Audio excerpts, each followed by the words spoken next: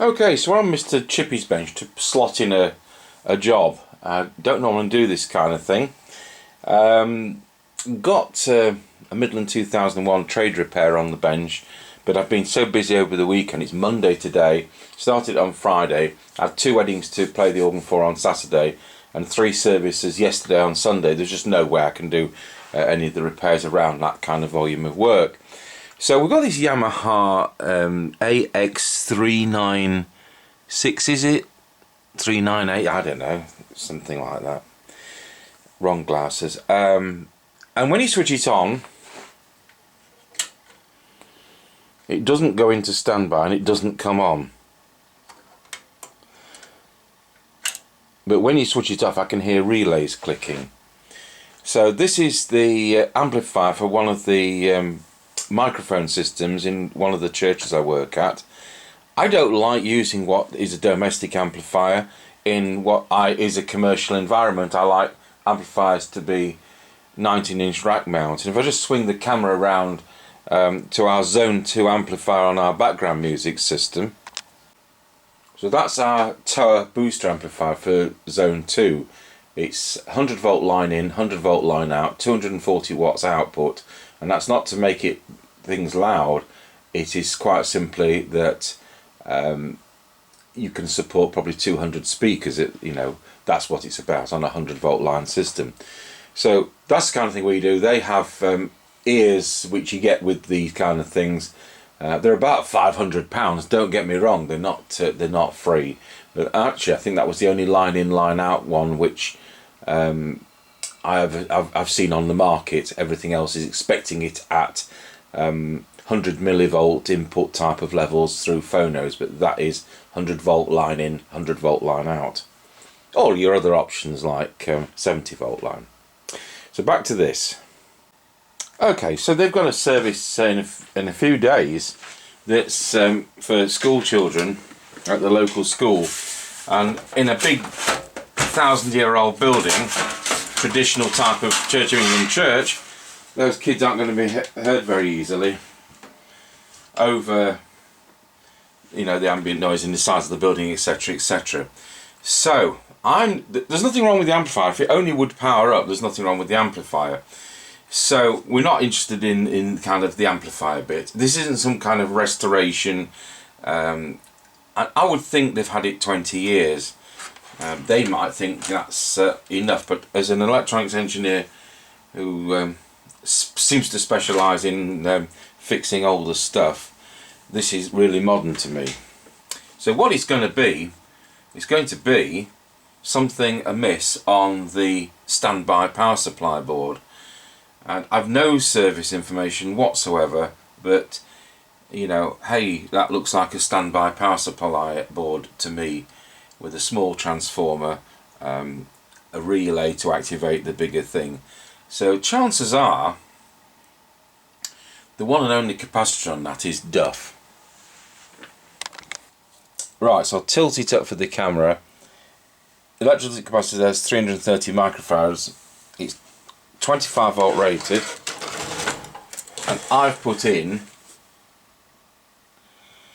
35 volt rated just in case. I've put 105 degree temperature just in case. This is never run for more than an hour and 10 minutes, and it's never run beyond like half volume. We're not going to alter any controls, so this is going to just go back in and everything will just be set up exactly how it was. There's a drawbridge here with some controls on. They'll be at neutral, which they are, and the speakers at 12. So there we go. Now then, so I've switched it on, and the church just switched it on at the plug, which is also connected to the mixer, and there's a hearing aid loop amplifier. There could be a CD player as well. Anyway, it all just comes on at the plug. So, and it's come straight on. There we are. It says DVD, DVD. The relays are for the delay for the switching for the speakers. Switch it to standby, which I never use. Standby light is now lit. So the capacitor I took out is reading 287 microfarads, which you wouldn't think was stupidly low, and there's no signs of leakage. Let's put it back on, and it's straight on. Let's try it with the on and off switch.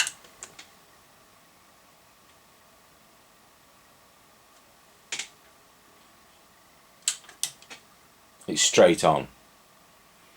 There we are. We don't need to put any inputs, we know it works absolutely perfectly. So there we go. Well, that was an easier fix than I thought. But I wouldn't have expected the capacitor to be that critical.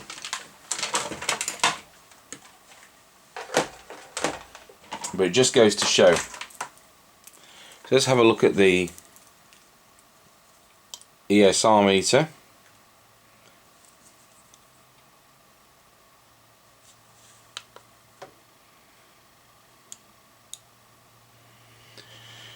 $287.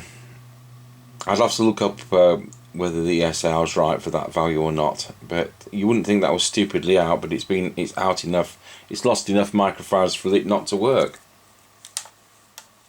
And yesterday we switched it on and off about 70 times, on off, on off, on off, on, just to make the thing work for a service. And this isn't going to do it any good, you know. But it's sometimes what you've got to try and do.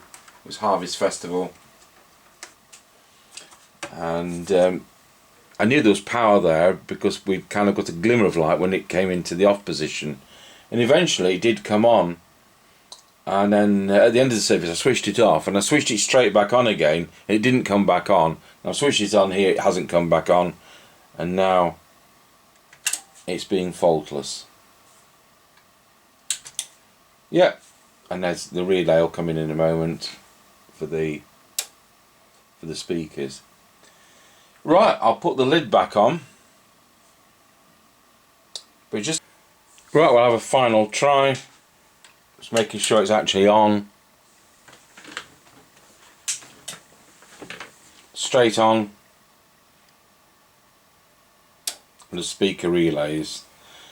It's a standby, which you never use. And I suppose it's remote capable, which they never even got a remote with it. So there we go. I'll go and install that back with Mr. Chippie. So I'll tell you what, we might finish the video in the church and then we can see it working. But we've got to fit it around another situation. We've got a church organ playing up about 16 miles away, and that's booked in for 2 o'clock this afternoon, so I do need to be there on time. And what's happening is, whenever the organist pulls out a pedal coupler or a pedal stop, then a note plays on its own. Now I would have thought that was a stuck pedal, but the deputy organist thinks not. So we'll go out there and we'll have a look. You know what, might take the camcorder with me. None of you are, not expecting any of you to be interested in pipe organs, but